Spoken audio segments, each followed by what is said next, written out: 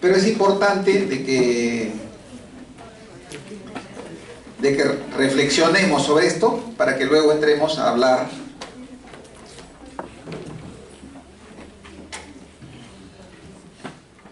Entonces vamos a hablar de lo que son mediciones, ¿no? Las mediciones, ¿qué es una medición?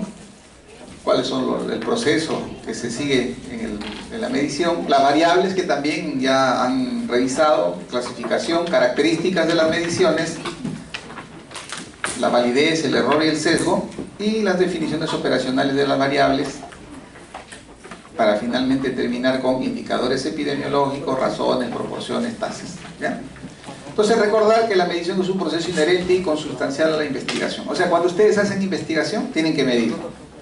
Si no medimos, un poco difícil llegar a comprobar las hipótesis, ¿no? Y es lo que hizo John Snow, por ejemplo, es lo que hizo Goldberger, es lo que hizo Lin. ¿Midió? ¿Van a entrar o no van a entrar? ¿Van a pasar o no? Pasan o se quedan, pues ya, no hay problema.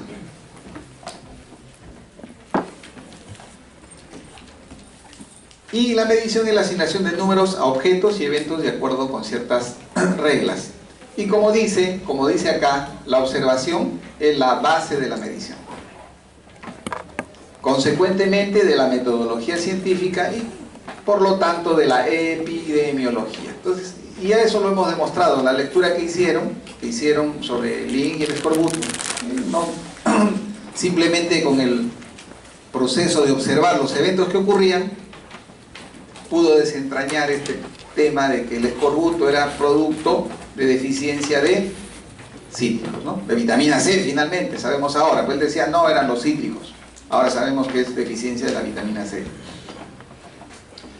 Recordar también que la observación tiene una serie de etapas, y la primera etapa está referida a clasificar los objetos. ¿Según qué? Según si tiene o no tiene el atributo. O sea, es hombre o es mujer. ¿Tiene la enfermedad o no tiene la enfermedad? ¿No? Eso es lo primero que hacemos. Luego cuantificamos cuántos enfermos hay y cuántos no enfermos hay. O cuántos son hombres o cuántas son mujeres. Y luego de que hemos cuantificado, llegamos a medir la intensidad de este atributo. O sea, la diferencia cuantitativa. Si hay 60 enfermos y hay 40 sanos, entonces la diferencia es 20 a favor de los enfermos. Entonces, eso es lo que se hace en el proceso de observación. Luego también recordar que es una variable, eso sí lo saben. ¿Qué es una variable? Es una característica, perfecto. ¿Qué más? Que toma diferentes valores, ¿cierto? Eso es una variable. Es una característica que toma diferentes valores. De todo lo que está escrito acá, ¿no? Eso es una variable, una característica que toma diferentes valores. Y ahí están los ejemplos más simples que existen, pues, ¿no? Ejemplo, edad, sexo, que son las más frecuentemente empleadas. Entonces, una variable es una característica que toma diferentes valores. Y eso es importante que sepan, porque ustedes a veces dice, vamos a hacer características clínicas epidemiológicas de la apendicitis en pediatría. Y cuando comienzan a identificar dicen variables. Apendicitis. ¿Será apendicitis variable?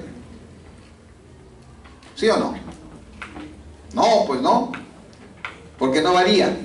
Porque estamos estudiando a los pacientes con apendicitis. Las variables serán edad, las variables serán sexo, las variables serán tiempo de diagnóstico, complicación, esa será la variable. Entonces es importante que sepan reconocer esos aspectos. Pues variable, una característica que toma diferentes valores. También recordar esto que ya lo saben, para que podamos interpretar la noción de variable tenemos que recordar estos aspectos. ¿Cómo clasificamos a la variable por su naturaleza? ¿Cómo clasificamos a la variable por la escala de medición? ¿Y cómo clasificamos a las variables por su interrelación? Ahora ustedes dirán, pero profesor, ¿para qué? Si esto ya lo sabemos. Es importante que recuerden, ¿saben por qué? Porque cuando hagan la definición operaciones de la variable tienen que usar estos elementos. ¿Para qué? Para que interpreten adecuadamente lo que es la variable que están definiendo. Y ahí recordar por la naturaleza cualitativa, cuantitativa, por la escala de medición, nominal, ordinal, de intervalo de razón, y por la interrelación dependiente, independiente, reversible, irreversible, precedente, subsiguiente, etcétera, etcétera. Por la naturaleza dijimos cualitativas y cuantitativas. Cualitativas cuando el interés se centra sobre una propiedad no numérica. Ejemplo de cualitativa hay un montón, pues, ¿no? Color de ojos, por ejemplo. ¿Una variable cualitativa o cuantitativa? Cualitativa. ¿Qué otra variable cualitativa? Ejemplo. A ver, muchachos, un ejemplo. ¿Cuál? Digan nomás, pues, ¿sí? Yo como les digo, digan lo que piensan y casualmente ustedes vienen acá a aprender. Si nos equivocamos, nos corregimos. ¿Por qué? Perdón. Estado civil, variable cualitativa. Y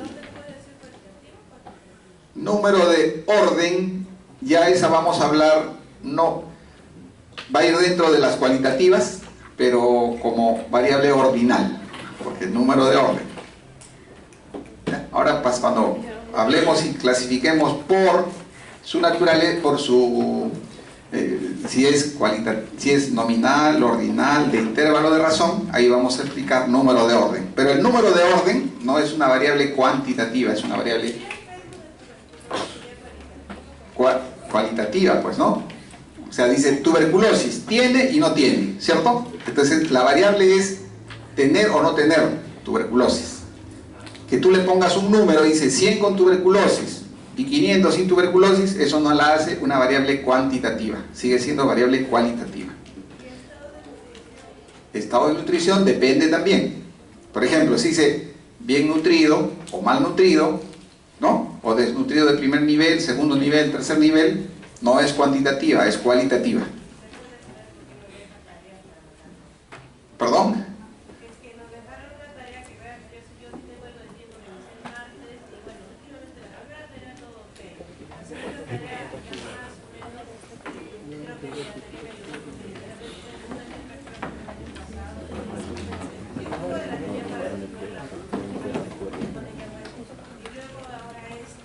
Ya. ¿Y qué tiene esto?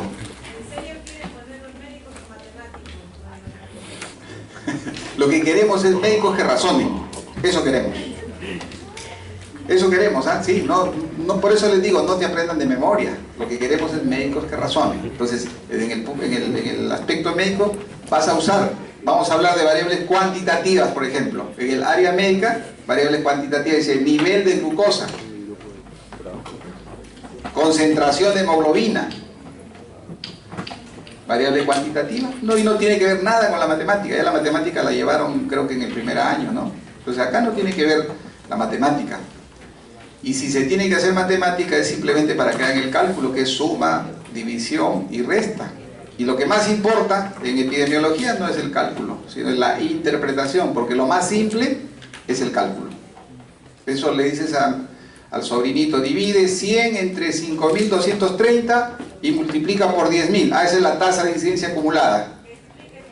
Eso es lo que tienes que explicar. Exactamente. ¿Qué significa esa tasa? No, la división.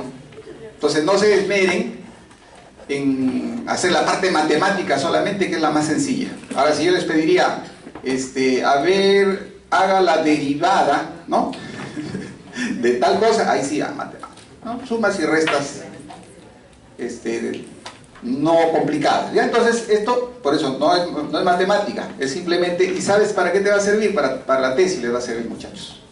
¿Por qué? Porque cuando hagan su tesis van a hacer su definición operacional de la variable. Y ahí van a tener que identificar la naturaleza de la variable. La tarea la van a resolver en la casa, después que reciben la teoría. Variable cuantitativa. Puede ser discreta o puede ser continua. ¿Qué es una variable cuantitativa discreta? Es aquella, exacto, ¿no? Números enteros, no hay números intermedios entre uno y otro. Ejemplo de variable cuantitativa discreta. A ver, chicos, pues ahí los número de hijos, pues nadie tiene 2 hijos y medio, ¿cierto? 2 hijos, perdón. Está bien tu chiste. Que te salga enano no cuenta, dice. Otro ejemplo. Ahorita, Otro ejemplo de variable cuantitativa discreta, número de dientes. No cuenta un diente roto. También igual, ¿no? Y variables continuas, aquellas que tienen valores intermedios. Pues, ¿no? Como les digo, todo lo que es medicina, casi todito las variables cuantitativas son continuas, ¿no? Como les digo, creatinina, urea, sodio, potasio, cloro, todas esas mediciones son variables continuas. Escala de medición. Por la escala de medición, entonces hemos dicho, por la naturaleza en cualitativas y cuantitativas, por la escala de medición nominal, ordinal, de intervalo y de razón. La escala nominal establece grupos de acuerdo a la presencia o ausencia de un atributo, ¿no? Y ahí tenemos, puede ser dicotómica o puede ser politómica. Ejemplo de dicotómica, la simple que siempre decimos, sexo, pues, ¿no? Masculino, femenino. Politómica, por ejemplo, grupo sanguíneo, vamos a la medicina, es una variable nominal politómica, ¿no? El grupo ABO. Dicotómica sería RH, positivo o negativo, ¿no? ¿Cierto? Dicotómica. Nominal, mutuamente, esa es la característica que tiene la escala nominal, son mutuamente excluyentes y colectivamente exhaustivos. ¿Qué significa que son mutuamente excluyentes? Exacto, acepta una sola condición, o es hombre o es mujer, ¿cierto? O es RH positivo o es RH negativo, o es A, o es B, o es C, o es O, como grupo. Y colectivamente exhaustiva, que incluye todas las posibilidades. Entonces esa es la característica de la escala nominal. Luego tenemos la escala ordinal, que a diferencia de la escala nominal genera un orden, ¿no? Entonces, ejemplo de escala ordinal: nivel educativo, ¿no? Nivel educativo, primer año, segundo año, tercer año. Otro ejemplo, para medicina, a ver, para medicina. Grado de quemadura, pues, ¿no? Primer grado, segundo grado, tercer grado de quemadura.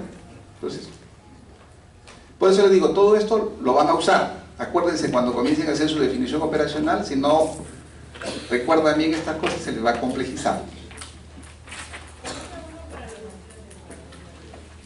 Claro, frecuencia cardíaca, esa es una variable cualitativa o cuantitativa. Cuantitativa. Continua o discreta.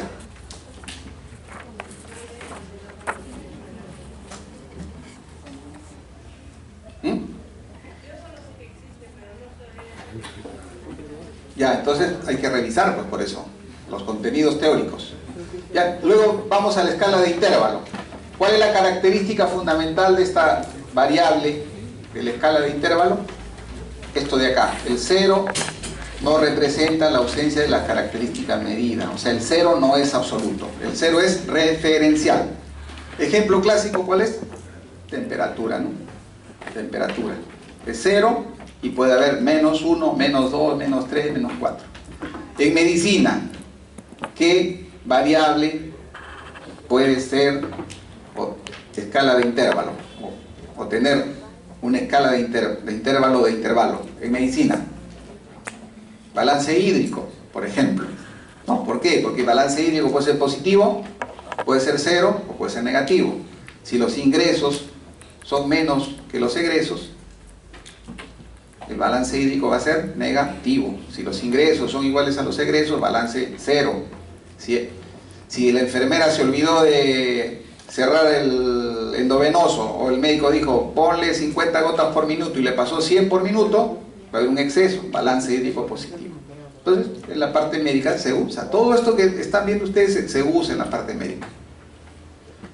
Luego tenemos la escala de razón. Ahí sí, el tema es que el 0 es absoluto. O sea, 0 indica ausencia de la característica que estamos evaluando.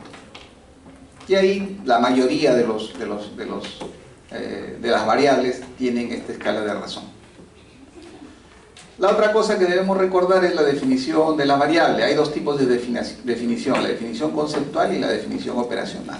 Y ya les decía, cuando hicimos lectura crítica, uno de los usos de la epidemiología es la lectura crítica de la literatura médica, ¿cierto? Y decimos que un estudio es de calidad si el dato es de calidad y si el diseño es válido, ¿cierto?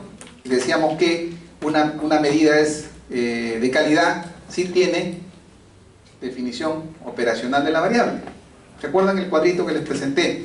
Entonces, la definición operacional de la variable, como dice acá, permite que la variable sea medida, y sea medida de manera adecuada. Por lo tanto, la definición operacional de la variable le va a dar la característica a la variable de que sea válida. ¿Qué más dijimos? Exacta, precisa, confiable. ¿Se acuerdan? Primera clase. Para decir que un dato es de calidad, el dato debe ser válido, confiable o repetible, exacto y preciso. ¿Y quién da esa definición? ¿Y quién da esa característica? La definición operacional. Por eso que en sus estudios de investigación se les pide que definan operacionalmente la variable. La definición conceptual es la definición que se obtiene del diccionario o de los libros, ¿no? Y este el ejemplo dice: tuberculosis, enfermedad infecto-contagiosa causada por el bacilo de Koch. Esa es una definición conceptual. La definición operacional, en cambio, va a tener un desarrollo que lo vamos a mostrar más adelante. Dice: considera estos elementos, el valor final, el criterio y el procedimiento a utilizar para medir esa variable. Ahí está, ¿no? Es la definición que permite que la variable sea medida, considera el valor final, el criterio y el procedimiento a utilizar. Los pasos: primer paso, definir el valor final.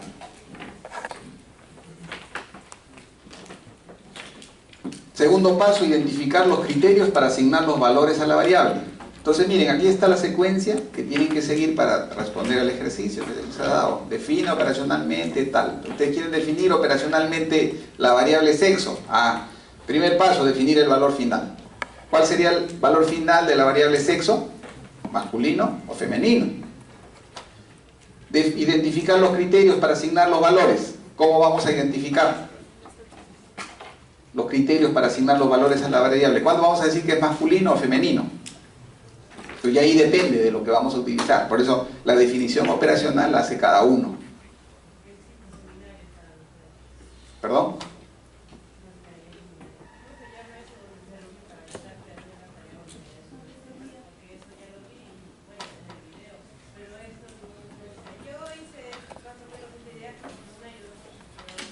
Ya, entonces tutoría vas a tener que pedir.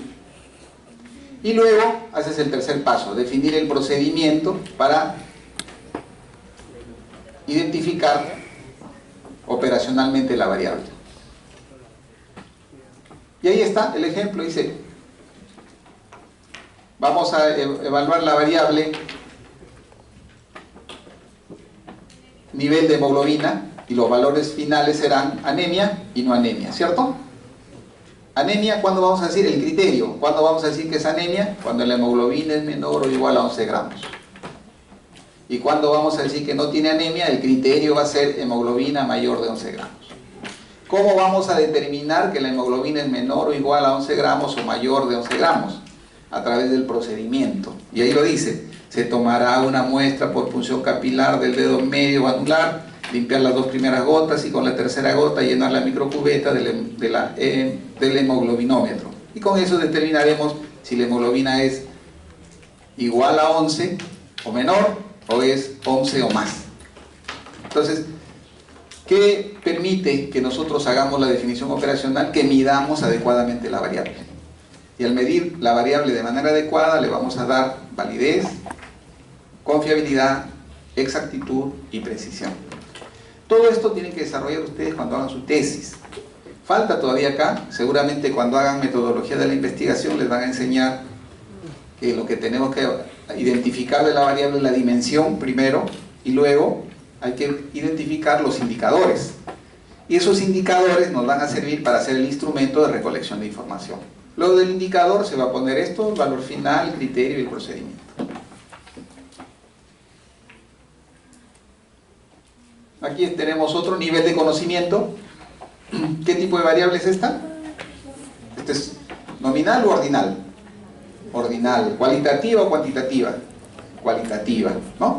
Entonces, los criterios que usamos: Dice nivel de conocimiento bueno, 7 a 8 puntos. Nivel de conocimiento regular, 5 a 6 puntos. Y nivel de conocimiento malo, 4 o menos puntos. El procedimiento se aplicará a un cuestionario de 8 ítems, de opción múltiple, etcétera, etcétera, etcétera. Y describimos los elementos y ya tenemos la definición operacional que nos va a permitir que midamos adecuadamente la variable.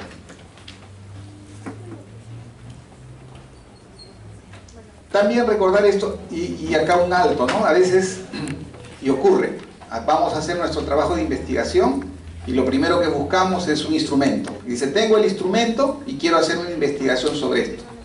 Esa es la peor forma de hacer una investigación. La investigación siempre tiene que partir de identificar el problema, primero el tema que queremos investigar y luego el problema de investigación.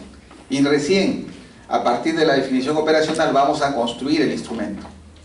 Si la investigación nos lleva a que existe un instrumento validado para mi investigación, uso el instrumento. Y si no, tengo que construir. ¿En base a qué? A la definición operacional de la variable. ¿Ya? Dice, cuando existen instrumentos es fácil, pues cuando existen instrumentos estandarizados es fácil definir o operacionalizar la variable y consecuentemente medirlas. En cambio, cuando es más compleja una variable es más difícil de operacionalizarlas. Y acá, para la operacionalización de las variables no hay una regla. O sea, yo puedo definir operacionalmente fiebre y otra persona puede definir operacionalmente fiebre de distinta manera. ¿Qué es lo que buscamos con la definición operacional? Como les digo, que logremos medir adecuadamente la variable para darle las características que hemos mencionado y por lo tanto el dato sea de calidad. Estas son las características de la medición que se logra con la definición operacional. Validez, sí, si la medición que he realizado mide realmente y con la mayor exactitud posible lo que se quiere medir. Entonces, en el caso de la hemoglobina, el hemoglobinómetro medirá la hemoglobina, sí, eso se llama validez. Repetibilidad quiere decir que si yo mido en diferentes circunstancias a diferentes individuos, me debe dar el mismo resultado, usando la definición operacional, ¿no? Yo uso la definición operacional A y la aplico en la población X, me tienen que dar los mismos resultados que en la población Z. Eso se llama repetibilidad. Luego estos conceptos de precisión y exactitud, ¿no? Exactitud y precisión. Acá tenemos exactitud y precisión baja. Acá en cambio tenemos, la precisión está referida a la diferencia que existe entre medición y medición. Entonces cuanto más distante quiere decir que es poco exacta. Y la precisión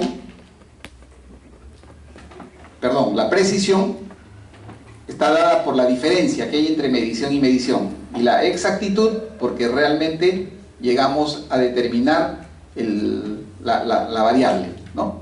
A eso se refiere la exactitud y la precisión. Acá tenemos, por ejemplo, precisión alta, pero exactitud baja. Porque este señor, por decir, su peso es 80 kilos y le hemos pesado que el peso es 60 kilos. Entonces no hemos sido exactos. Pero en una siguiente medición hemos medido que pesa 60 kilos con 30 gramos. Ah, hemos sido precisos. A eso se refiere la precisión y la exactitud. Acá la exactitud es alta, ¿sí? Hemos dicho que tiene 80 kilos, ¿no? Pero la precisión es baja. Acá era 80 y acá tenía 85, acá tenía 75, hemos estado cerca, pero la precisión acá es baja. En cambio acá la exactitud y la precisión son altas. Entonces son dos conceptos también que hay que tener en cuenta cuando hablamos de la medición. El otro concepto en medición es el tema del error y del sesgo. Vamos a empezar por el sesgo para entender el error. El sesgo es el error sistemático. Ejemplo, el ejemplo bien simple. Los que venden, por ejemplo, alimentos, en algunos sitios tienen sus balanzas con 50 o 100 gramos de menos. Y cada vez que yo compro un kilo de naranja me pesan 900 gramos. Eso se llama sesgo. O sea, es un error repetido, un error sistemático. En cambio, el error aleatorio es lo que llamaríamos como el error. O sea, la variabilidad que existe y y que esta no es sistemática. ¿Ya? Esa es la diferencia entre lo que es el error. Ambas son observaciones incorrectas, pero lo que podemos controlar, lo que debemos de controlar es el famoso sesgo. Entonces puede haber el sesgo producto del instrumento. Como les he dicho, yo tengo, por ejemplo, un contómetro que cuenta, cada vez que yo presiono, para contar 1, cuenta 3.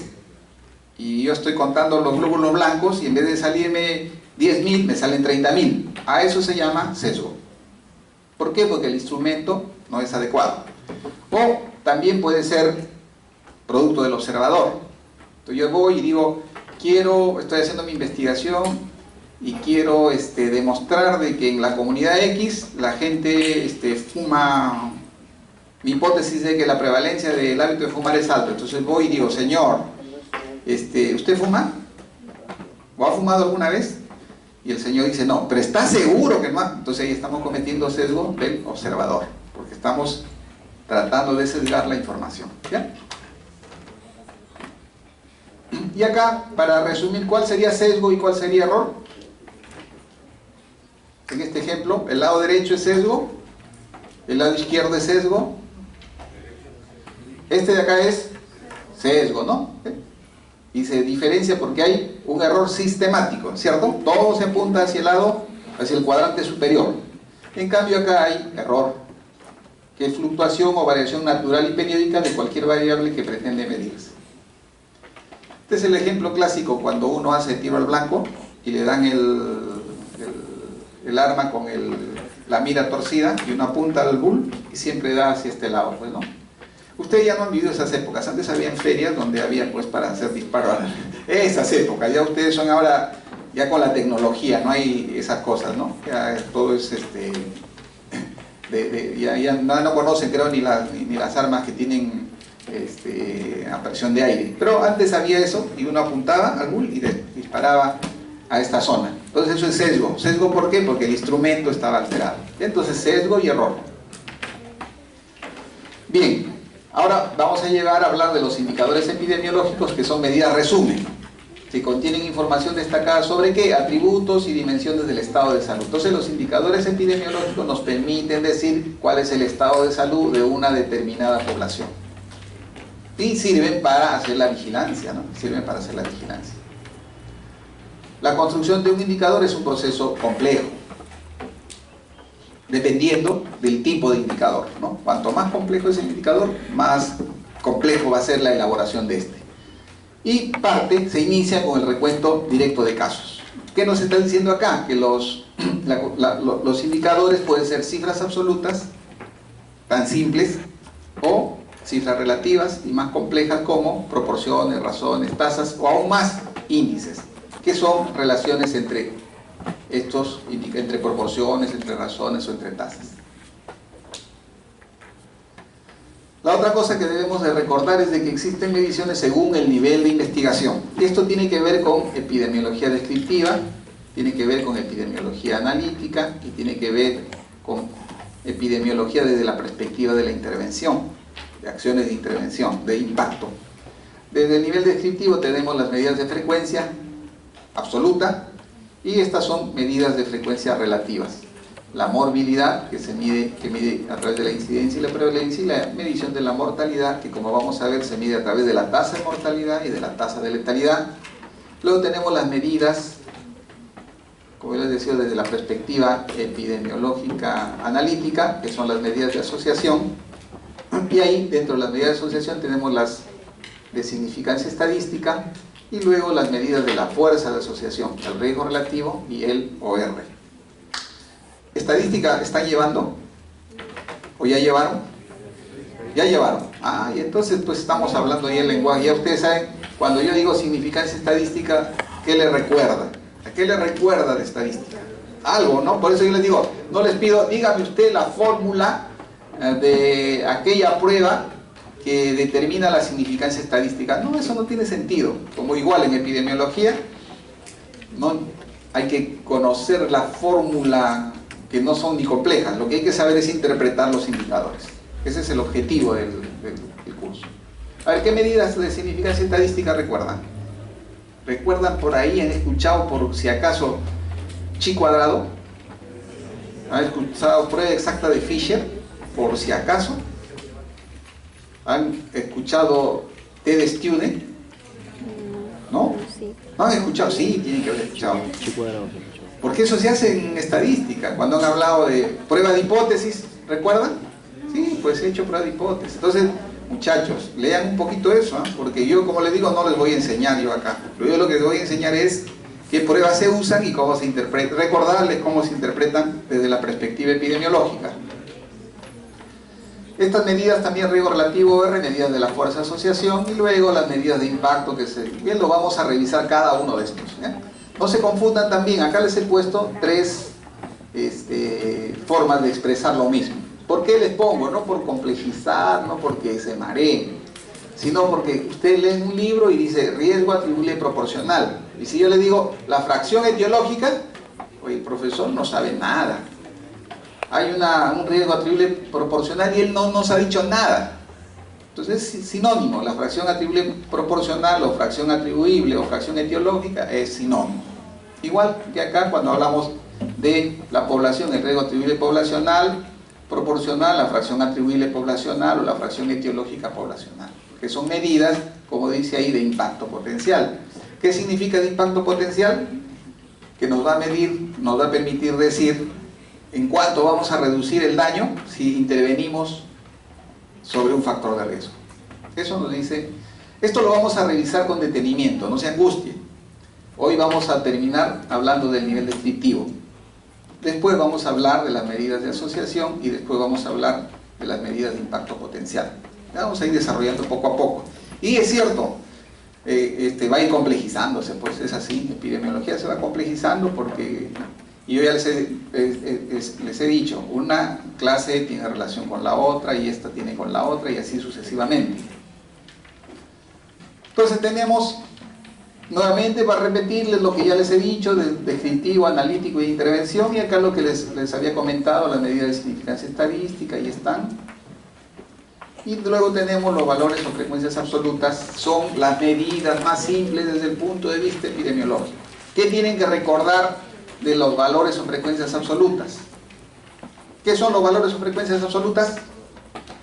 Son los números, ¿no? Y sirven para tomar medidas desde el punto de vista administrativo. Dice 80% del... Vamos a poner un ejemplo simple de la vida y como una cifra absoluta. Dice de 100 o de 120 alumnos, 80 han desaprobado epidemiología. Entonces, esa información de cifras absolutas me sirven a mí para tomar acciones desde el punto de vista administrativo. Entonces, hay que analizar qué pasa. ¿Es el profesor? ¿Es la metodología? ¿Los alumnos no le dan importancia? Y de acuerdo a ese análisis voy a tomar medidas para resolver este problema. En la parte médica, y acá les estamos poniendo, dice, en un lugar determinado nacieron 100 niños y murieron 5 niños de tosferina. ¿Para qué me servirá desde el punto de vista administrativo saber que 5 niños, que 100 nacieron y de esos 5 murieron? Prevenir, claro. ¿Y cómo voy a prevenir? Aplicando medidas administrativas. ¿Qué significa aplicar medidas administrativas? Dotar de recursos, pues, ¿no? Entonces, si nacieron 100 y murieron 5, de mi análisis es, ¿se murieron? ¿Por qué? En razón a ello diré, faltaron vacunas. Administrativamente tengo que buscar los recursos para dotar de vacunas. No hubo gente que vacune. Ya, por lo tanto tendré que implementar con personal profesional para que se dedique a esta actividad. A eso se refiere que las cifras o valores absolutos tienen utilidad desde el punto de vista administrativo. Luego tenemos los valores o frecuencias relativas y ahí tenemos las razones, proporciones y tasas. Esto también lo han revisado, ¿cierto? Razones, proporciones, tasas, eso lo han hecho en estadística. ¿Qué es una razón? Resumidamente, una razón es una relación donde el numerador no está incluido en el denominador. O dicho de otra manera, ¿no? El numerador son eventos diferentes al denominador. ¿No? El numerador no está contenido en el denominador. Esa es una razón. Ahí está el ejemplo. A ver, dígame la razón. Niños adultos. ¿Cuál es la razón niños adultos? En el primer ejemplo.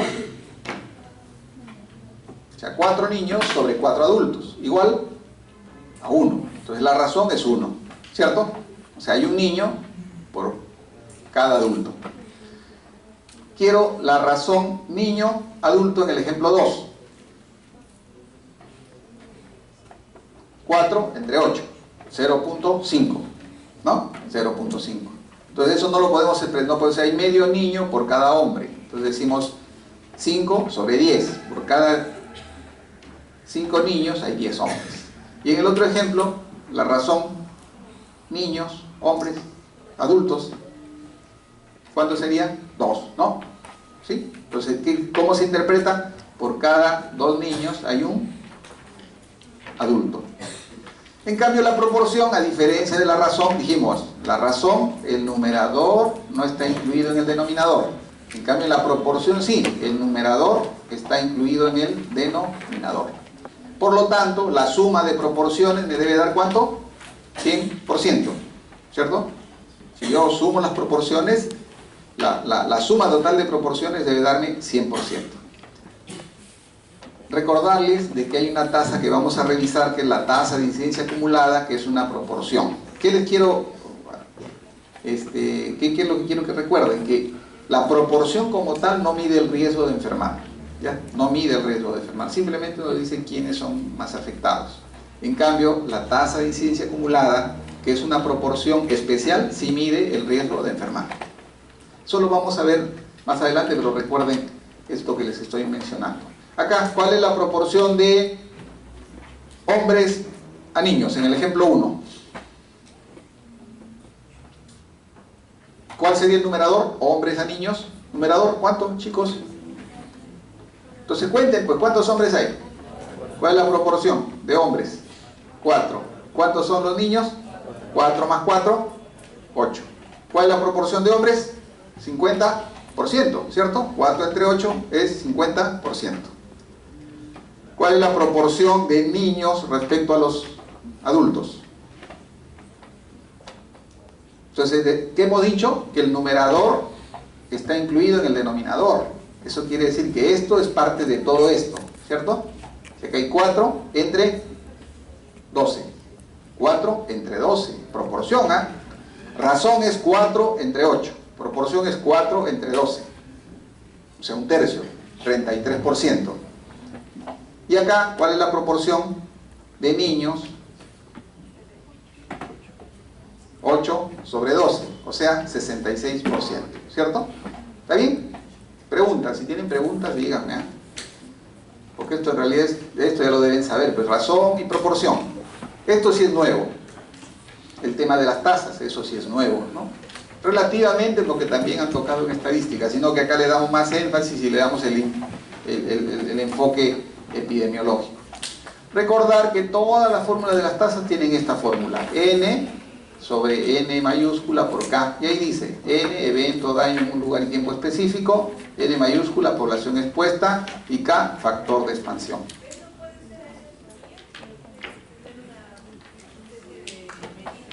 Ahorita lo vemos, perfecto, ahora lo vemos. Ahora vamos a revisar los dos tipos de tasas que hay, la tasa de incidencia acumulada y la densidad de incidencia. Lo primero que tienen que recordar es que así es la fórmula, todos van a ser así.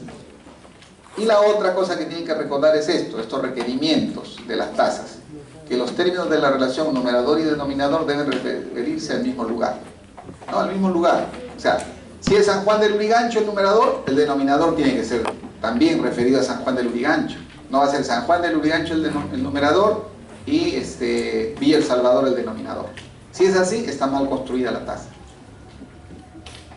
Debe referirse al mismo periodo de tiempo. No puede ser el numerador 2016 y el denominador 2019. Tiene que ser referido al mismo tiempo. Y tiene que estar referido al mismo grupo poblacional.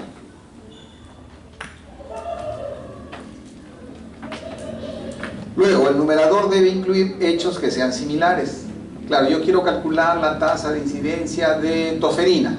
No voy a poner en el numerador paciente con tosferina y también que tienen bronquitis, por ejemplo, ¿no? Por exagerar. Pues tienen que ser hechos similares.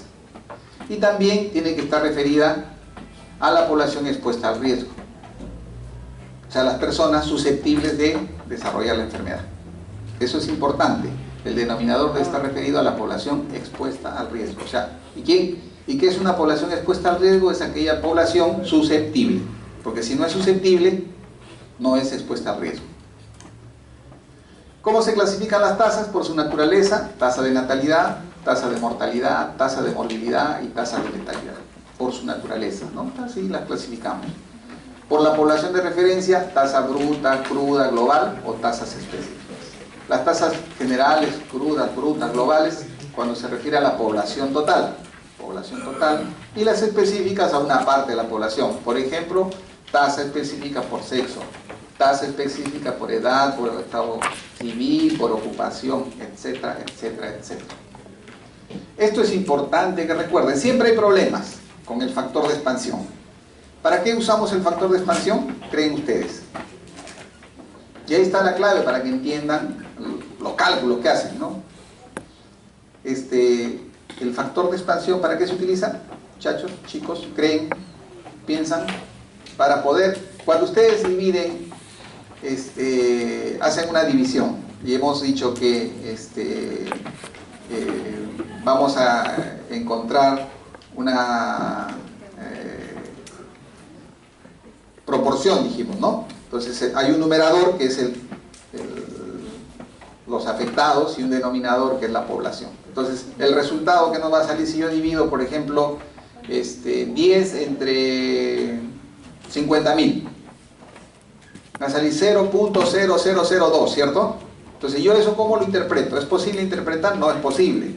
Para eso surgen los factores de expansión. Y ya hay cosas que están predeterminadas. Por ejemplo, factor de expansión 100 es para la tasa de ataque. Vamos a ver ya qué es una tasa de ataque, no se preocupen. Cuando se trata de mortalidad infantil o mortalidad general, el factor de expansión siempre es 1000. No se olviden. O sea, ustedes no pueden decir, tasa de mortalidad infantil yo le voy a poner por 10.000. ¿Por qué? Porque quiero, no, o porque así me resulta mejor. No, esto es universal. O sea, es un convenio universal. ¿Para qué? Para que podamos comparar las tasas. Y estas cifras recuerden, porque siempre en los exámenes cuando ustedes dan, por ejemplo, el ENAM, o cuando dan el examen para residentado, le dicen, ¿cuál es el factor de expansión para la tasa de mortalidad materna? Y ya les estamos dando la respuesta. 100.000, 100.000, 100.000. Así les preguntan. ¿Por qué? Porque tienen que saber. Porque cuando ustedes le dicen la tasa de mortalidad es 50, de la tasa de mortalidad materna es 50, en la cabeza nuestra tiene que decir 50 por 100.000. No voy a decir, es 50 por 1000. Entonces puedo comparar. Igual, cuando yo digo la tasa de mortalidad infantil es de 17, estoy diciendo que es de 17 por 1000. Evidentemente este 1000, cuando hablamos de mortalidad infantil, 1000 nacidos vivos. Y cuando hablamos de mortalidad materna, 100.000 nacidos vivos. ¿Ya?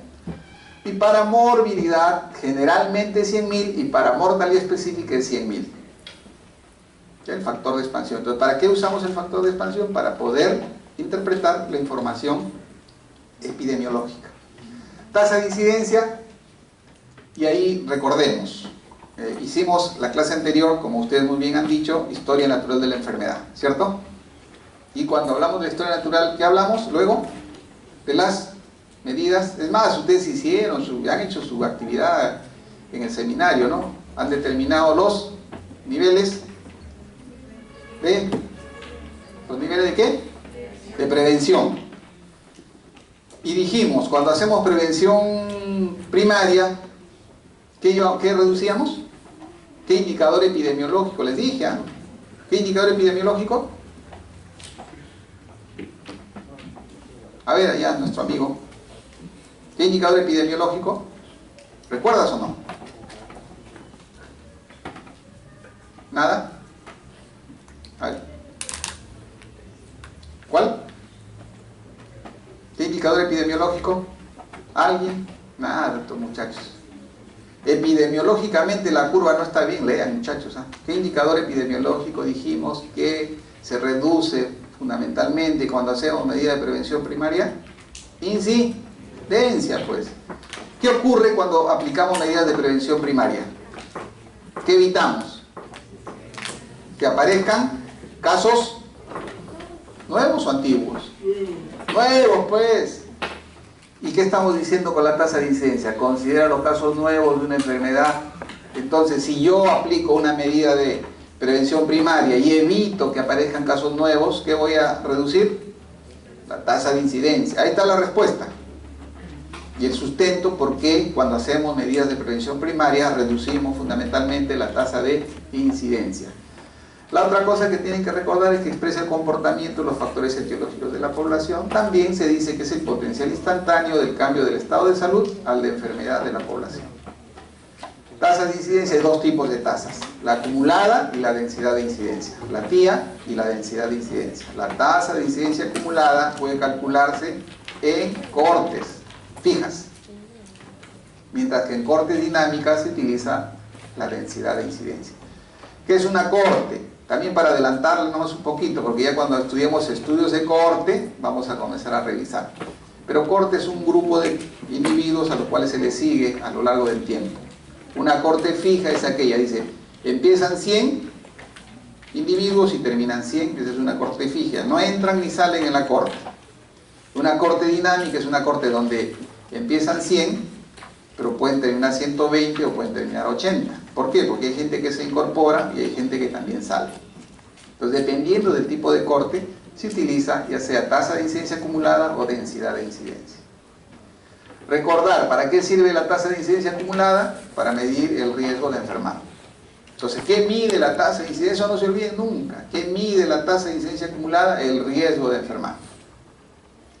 ¿Qué mide la densidad de incidencia? La velocidad de difusión de una enfermedad.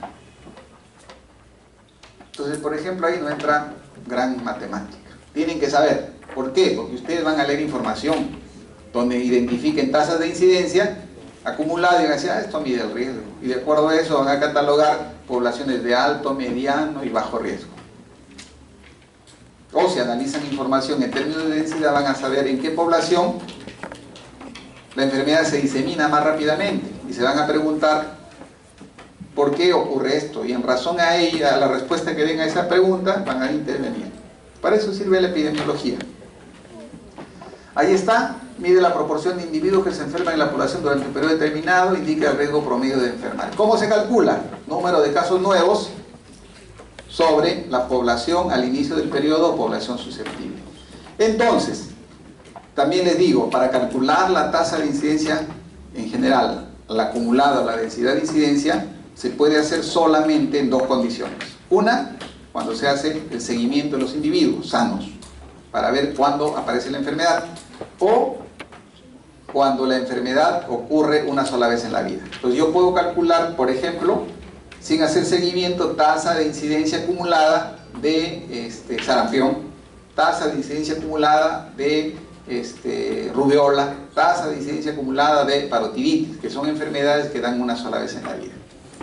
Cuando la enfermedad da más de una vez, tenemos que identificar si el caso es nuevo o no. Entonces, en esas circunstancias no es posible calcular la tasa de incidencia, porque no vamos a poder identificar si es un caso nuevo o es un caso antiguo.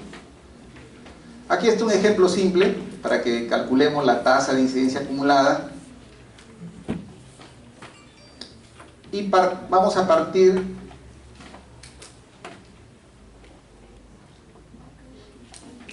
del año 1. Entonces, ahí, como dice, ¿cuántas personas son susceptibles? Si empezamos en el año 1, ¿cuántas personas son susceptibles? Para calcular la tasa de incidencia acumulada. ¿Qué significa que una persona es susceptible? Que no tiene la enfermedad y tiene la posibilidad de desarrollarla, ¿no? Entonces, en este ejemplo, esta persona ya tiene la enfermedad, entonces esta persona no va a entrar en la cohorte. Esto es una cohorte, un conjunto de individuos a los cuales se les sigue a lo largo del tiempo. Entonces, los susceptibles van a ser solamente estas personas, 1, 2, 3, 4 personas susceptibles. Los vamos a seguir a lo largo del tiempo hasta el año 7, ¿no? Hasta el año 7. Y vamos a calcular la tasa de incidencia acumulada. ¿Cuál sería la tasa de incidencia acumulada hasta el año 7 en este grupo de personas que estamos evaluando? Entonces, si son 4, ¿cierto? ¿Cuántos casos nuevos estamos encontrando en este periodo desde el año 1 hasta el año 7? Todos los que, les digo, todos los que están pintaditos son enfermos, pues, ¿no? Los que no tienen pinturas son sanos. ¿Cuántos? ¿Cuánto sería el denominador? Tasa de incidencia acumulada, numerador, ¿cuánto sería? ¿Este es caso nuevo o no? Sí, pues, ¿no? Sí, digan. ¿Por qué? Porque este no tenía la enfermedad. Y si no tenía la enfermedad y aparece enfermo, es caso nuevo. ¿Este acá es caso nuevo? Sí, porque a lo largo del tiempo desarrolló la enfermedad. Acá ya no es caso nuevo, ¿no? Y acá, caso nuevo. Entonces, ¿cuántos son? 3, pues. ¿Y el denominador? ¿Cuánto sería? 4, pues, ¿no? Dijimos, casos nuevos sobre la población susceptible. Tenemos 1, 2, 3 casos nuevos y los susceptibles son 4. Les voy a poner un ejemplo simple. Entonces ya de acá vemos de que la tasa de incidencia es una película, ¿cierto? Entonces yo le voy a poner un ejemplo simple. Vamos, queremos calcular la incidencia de alumnos que se duermen en el curso de epidemiología. Entonces yo pongo una cámara allá y veo que todos están despiertitos. Y comienzo a dictar la clase, ¿no? Termino los 90 minutos y luego reviso la cámara. Todos están despiertos y comenzaron a dormirse. De los alumnos de los 100 que están, 40 se durmieron a lo largo. Los 100 estaban despiertos, ¿eh? Esos eran susceptibles a dormirse en mi clase, ¿cierto? Entonces, a lo largo del tiempo de la clase se han dormido 40. ¿Cuál será la incidencia de dormidos en la clase de epidemiología? 40 de los que se durmieron sobre 100 que eran susceptibles. ¿Para qué les digo esto? Para que por analogía sepan que la tasa de incidencia es una película, a diferencia de la tasa de prevalencia, que es una fotografía, como vamos a ver. ¿Ya? Entonces, tasa de incidencia y densidad de incidencia. ¿Cuál es la diferencia entre la tasa de incidencia y la densidad de incidencia? A ver, una diferencia. Ya les dije, uno se usa en corte fija y la otra en corte dinámica. La otra diferencia es el denominador. En la tasa de incidencia acumulada, el denominador es la población susceptible. Y en la densidad de incidencia es los tiempos, persona, observación. Por lo que dice acá, la suma de todos los periodos libres de la enfermedad durante el periodo definido en el estudio. O sea, el tiempo, persona. Y ahí les hemos puesto un ejercicio, ¿no? Con una línea. Lean bien el contexto para que entiendan qué son esas líneas. Acá tenemos el ejemplo. Y vamos a ver.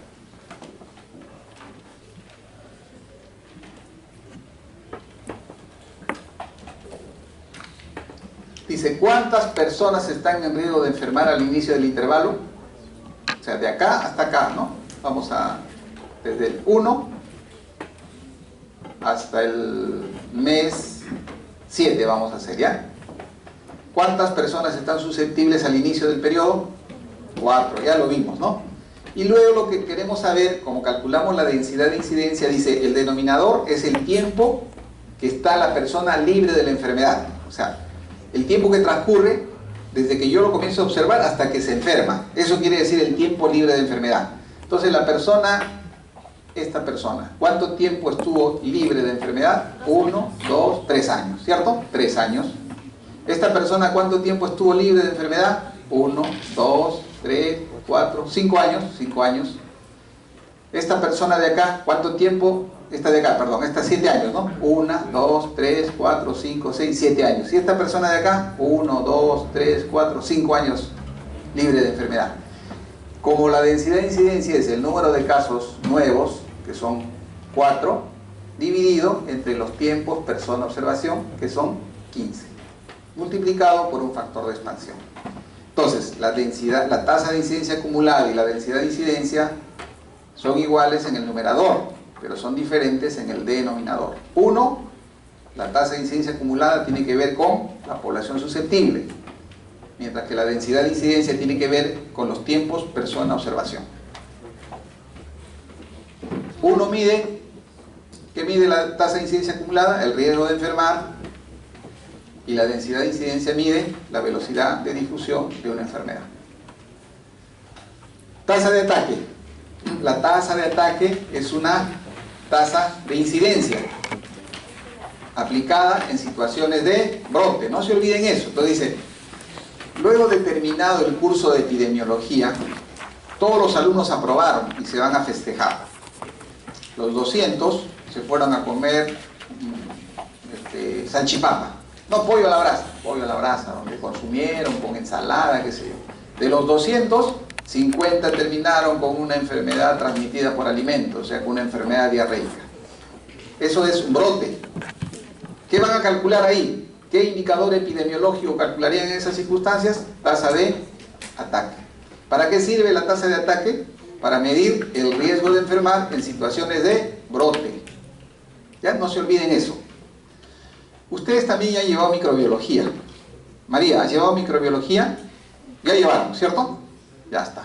Entonces, a ver, muchachos, ¿cuáles son las características que tienen los microbios? ¿Recuerdan o no? Ya, otra característica. ¿Se acuerdan de la palabra patogenicidad? ¿Sí? Esa es una característica del microbio, ¿cierto? Otra característica, virulencia, ¿se acuerdan? También les han dicho. Otra característica, contagiosidad, ¿no? También les han dicho. Otra característica, inmunogenicidad, ¿no? ¿Les han dicho o no? Sí, pues, por eso tienen que acordarse, porque todo eso se va utilizando. O sea, no puede ser, acabé y chao, ya no sé nada más, no puede ser así. ¿Y por qué les digo? Miren, por eso les digo, epidemiología se utiliza, pues usted dice epidemiología, no se utiliza. Yo les he demostrado cuando han revisado historia natural de la enfermedad, si no saben historia natural de la enfermedad, no van a diagnosticar nada. No van a decir síndrome febril, hacen sus diagnósticos. Síndrome ictérico, y así, sindrómicos. Entonces les decía, la tasa de ataque nos mide la característica del microbio que se llama patogenicidad. Entonces, si en un brote la tasa de ataque es alta, dice 80% es la tasa de ataque, este microbio es altamente patógeno. O sea, tiene alta capacidad de producir enfermedad. El otro concepto que hay que recordar es la tasa de ataque secundario, que nos mide la contagiosidad del microbio. Dice, en una familia de 10 personas, el estudiante de medicina que está asistiendo al hospital se contagió con influenza. Y en su casa contagió al abuelito, al hermanito de 2 años y a la mamá. ¿Qué tasa vamos a calcular ahí? Tasa de ataque secundario. ¿Qué es la tasa de ataque secundario? Son los casos secundarios, o sea, el estudiante es el caso primario y los 3 que se enfermaron en la familia son los casos secundarios, son 3 enfermos. ¿Cuántos eran en la familia que han estado en contacto con el estudiante? 10. Entonces la tasa de ataque secundario es 3 sobre 10. ¿Qué mide la tasa de ataque secundario? La contagiosidad.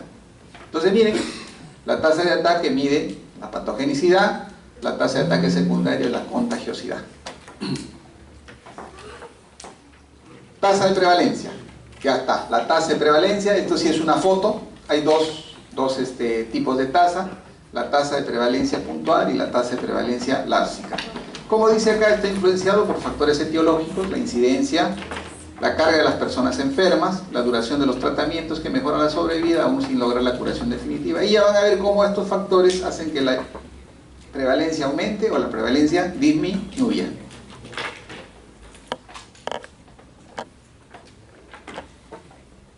Vamos a ver esto. Prevalencia, hay 2 tipos de prevalencia puntual y la prevalencia lársica o de periodo. ¿Cómo? Vamos a poner el ejemplo, al igual que pusimos incidencia, que era la cámara que les puse, la prevalencia puntual la vamos a hacer de la siguiente manera. Yo estoy dictando la clase y de repente les tomo una foto. En esa foto van a aparecer aquellos que desde que se sentaron se durmieron, ¿no? Se pusieron a roncar desde el inicio de la clase. Y hay otros que justo cuando están pegando el ojo, los capturamos. Esos serían los casos nuevos. Los que se durmieron desde el inicio de la clase serían los casos antiguos. El que justo se está quedando dormido cuando le tomo la foto, ese sería el caso nuevo. Entonces la prevalencia, eso es casos nuevos más casos antiguos sobre la población de estudio. Y yo les digo, recuerden estas cosas, porque cuando hablemos, por ejemplo, dice estudio transversal, la medida epidemiológica que se calcula en un estudio, en un diseño transversal, es la prevalencia. Ya no les voy a repetir la prevalencia, no. Igual, cuando hablemos, se hace un estudio de cohorte y la medida epidemiológica que se usa en un estudio de cohorte es la incidencia. Puede ser acumulada o densidad de incidencia, ya lo estamos revisando. Por eso les digo, recuerden bien esta información.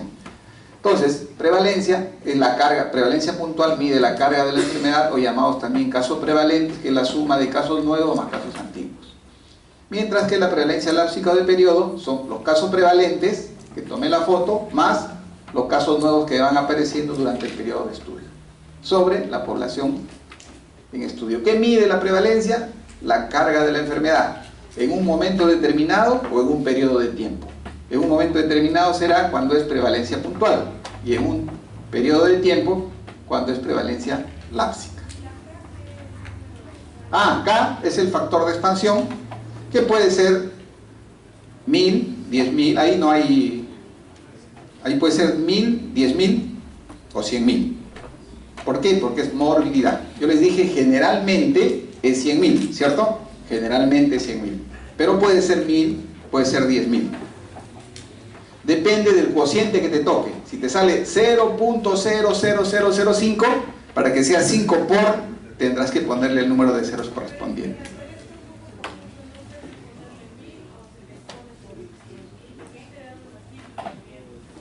Ya, entonces, a ver qué dicen ustedes. ¿Han leído la tarea?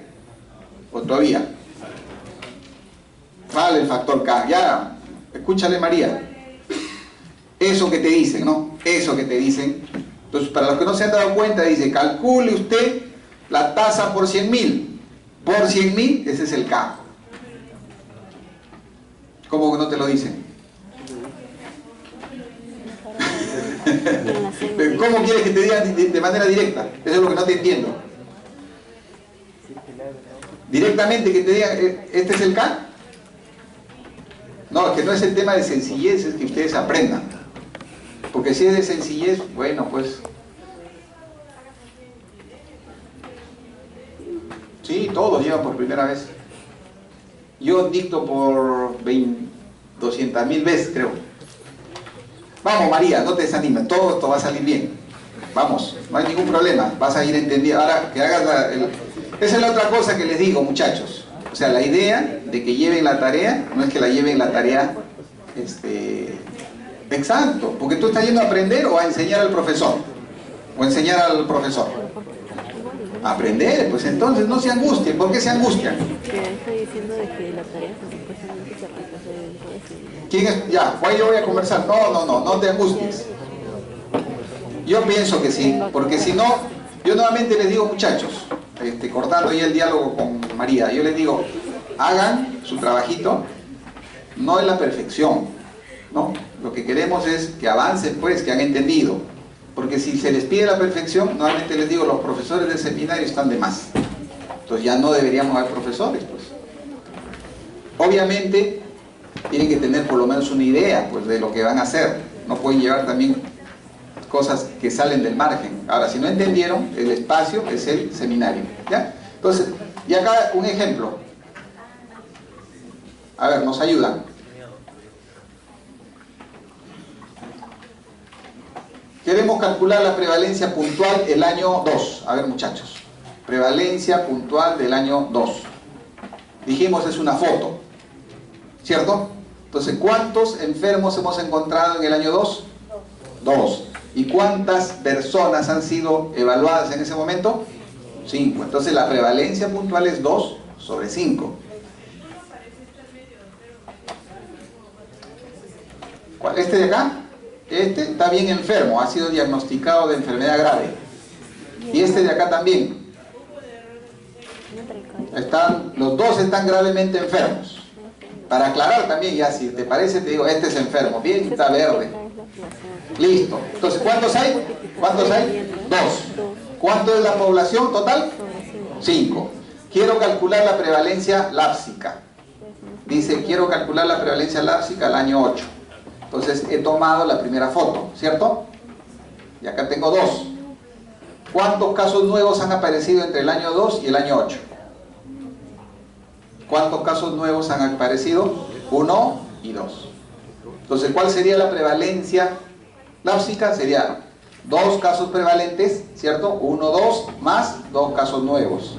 4. 4 sobre 5. Entonces, prevalencia puntual 2 sobre 5 y prevalencia lápsica 4 sobre 5. Se cumple lo que yo les he dicho.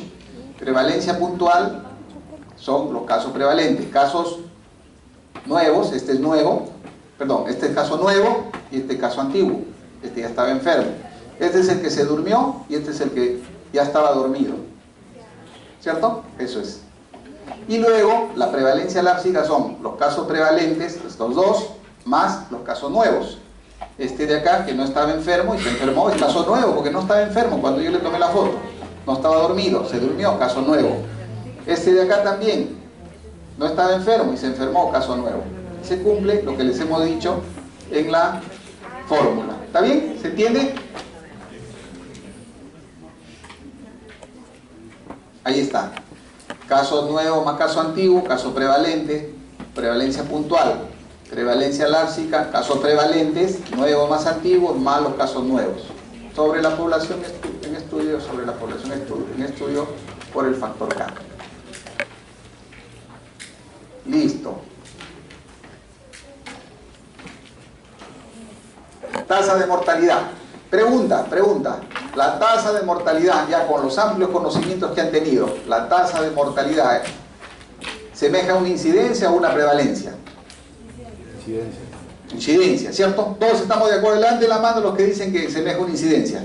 Levanten, pues levanten, sí, ya, muy bien, así. Levanten la mano los que dicen que es una prevalencia. Nadie. Levanten la mano los que se abstienen. No sabe, no opina, la mayoría, ¿no? Como el Congreso.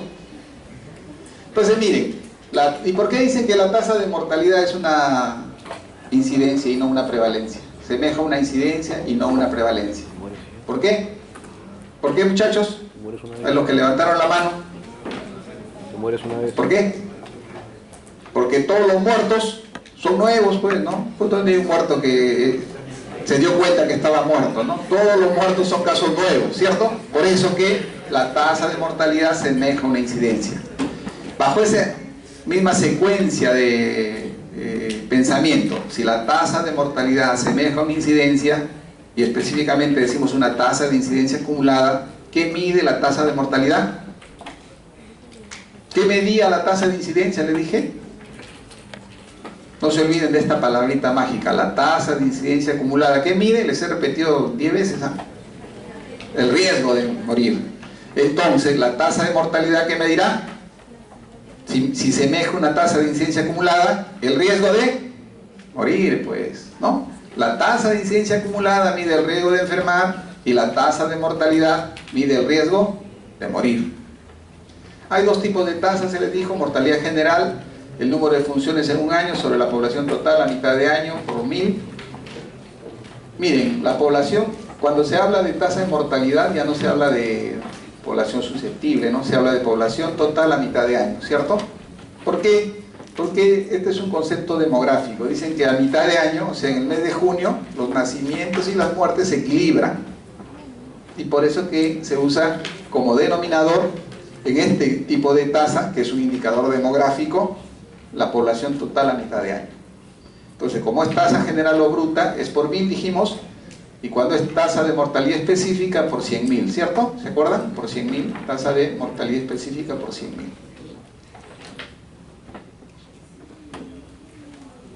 Recuerden también que existe relación entre, y lo dijimos anteriormente cuando hablamos de la prevalencia, que tiene que ver con la incidencia y con la duración media de la enfermedad. ¿Pero en qué circunstancias? En aquellas enfermedades que tienen una evolución relativamente estable, las enfermedades crónico-degenerativas. Esta fórmula, complicado que lo usemos cuando hablamos de, por ejemplo, influenza, ¿no? Que tiene un periodo corto de duración. Entonces, funciona para este tipo de enfermedades. Tasa de letalidad. ¿Qué es la tasa de letalidad? Es una medida que tiene que ver con el riesgo de morir por una determinada enfermedad, ¿cierto? Esa es la tasa de letalidad. Dice, se han enfermado 100 niños de neumonía y se han muerto 50. La tasa de letalidad es 50%. O sea, de cada 100, 50, de cada 100 niños que enferman de neumonía, 50 tienen el riesgo de morir por neumonía. Esa es la tasa de letalidad. ¿Y qué característica del microbio mide la tasa de letalidad? La virulencia. La virulencia está referida al número de casos fatales y al número de casos graves. Entonces, si ustedes quieren medir la virulencia de un microbio, vamos a calcular la tasa de letalidad. ¿Ya? La tasa de letalidad, que es el número de muertes por enfermedad en un periodo determinado sobre el número de casos diagnosticados de la misma enfermedad en el mismo periodo. Esto es lo que usamos bastante en los hospitales. Más que tasa de mortalidad, calculamos tasa de letalidad, porque sabemos cuántos llegaron con traumatismo encefalocraniano y cuántos de esos se murieron. Calculamos la tasa de letalidad de traumatismo encefalocraniano, ¿no? ¿Cuántos niños llegaron con apendicitis? De esos, ¿cuántos se murieron? Tasa de letalidad de apendicitis, ¿no? ¿Cuántos tuvieron accidente de tránsito? ¿Cuántos se murieron por accidente de tránsito? ¿No? Entonces, la tasa de letalidad mide la virulencia del microbio. También recordar que existe relación entre la mortalidad, la incidencia y la letalidad bajo la misma condición de lo anterior, que la prevalencia igual a la incidencia por la duración media, que se trata de enfermedades de evolución estable como las crónico-degenerativas. Esto también es importante que recuerden. Hay situaciones en las cuales, ya terminamos chicos, ahorita ya terminamos, en que la prevalencia aumenta y esas condiciones son mayor duración de la enfermedad, ¿no? Entonces, si yo, por ejemplo, tengo una enfermedad donde le doy el tratamiento pero no la curo, por ejemplo, diabetes, yo doy el tratamiento pero no curo de la diabetes, ¿cierto? Entonces la prevalencia de la diabetes va a aumentar cuando se trata de una enfermedad que se trata pero no se cura. ¿Por qué? Porque va a aumentar la duración de la enfermedad. También, que tiene que ver con el tema de la prolongación de la vida de los pacientes sin curación, va a aumentar la tasa de prevalencia. El aumento de casos nuevos, o sea, el aumento de la incidencia, ya lo veíamos, prevalencia es igual a la incidencia por la duración media de la enfermedad, el aumento de la incidencia aumenta la prevalencia. La inmigración de casos, evidentemente, porque va a subir el numerador. La inmigración de personas sanas va a aumentar la prevalencia porque va a disminuir el denominador. La inmigración de personas susceptibles, ¿por qué? Porque si son susceptibles se van a enfermar, por lo tanto va a aumentar el numerador. Y mejora de las posibilidades diagnósticas, también aumenta la prevalencia, ¿no? Yo encuentro una definición de caso más sensible, va a aumentar la prevalencia. A ver, muchachos, ahorita acabamos. Hacemos una prueba diagnóstica más sensible, aumenta la prevalencia. Tengan cuidado con esto, dice, la prevalencia disminuye por menor duración de la enfermedad. ¿Cómo podemos hacer que la enfermedad dure menos? Tratando o dejando que se mueran, ¿cierto? Si yo dejo que se mueran, va a disminuir, pues. ¿Por qué? Porque al morirse voy a disminuir la duración de la enfermedad. Entonces, cuando ustedes escuchen de que la prevalencia de una enfermedad ha disminuido, a ver, ya termino. Dicen que una enfermedad ha disminuido y por los hechos, por las condiciones que nosotros vemos, intuimos de que no es así. ¿Qué deberíamos pedir que nos den los que nos hablan de que la prevalencia ha disminuido? Que nos hablen cuál es la letalidad de la enfermedad. Dice, la tuberculosis disminuyó. Excelente. ¿Y cuál es la letalidad? La letalidad ahora es 4 veces más que la de hace un año. Entonces, la prevalencia está disminuyendo no porque estamos tratando, sino porque estamos dejando que se mueran. Entonces, tengan en cuenta estos aspectos también. Luego, disminución de casos nuevos, evidentemente, hace que disminuya la prevalencia, la inmigración de personas sanas, la emigración de casos y el aumento de la tasa de curación. Esto es lo ideal, ¿no? Lo ideal para que disminuya la prevalencia es la curación de los casos. Y ahí viene lo que dijimos, ¿no? Si hacemos prevención secundaria, disminuimos ¿la qué? La prevalencia. ¿Por qué? Porque la prevalencia tiene que ver con los casos nuevos y antiguos. Casos. Si yo trato a los casos y dejo que los casos se curen, voy a disminuir la prevalencia. Listo, muchachos, ahí está la bibliografía y esto de acá para que ustedes lean, ¿ya? Lectura.